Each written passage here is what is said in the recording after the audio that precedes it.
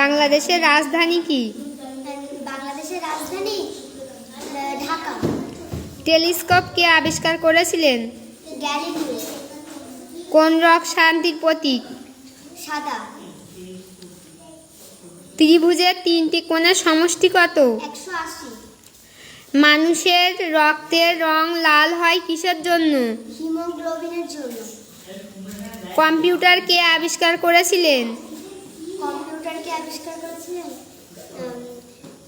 Charles Babbage. ভারতের জাতীয় গান বন্দে মাতরম কার লেখা? বঙ্কিমচন্দ্র চট্টোপাধ্যায়।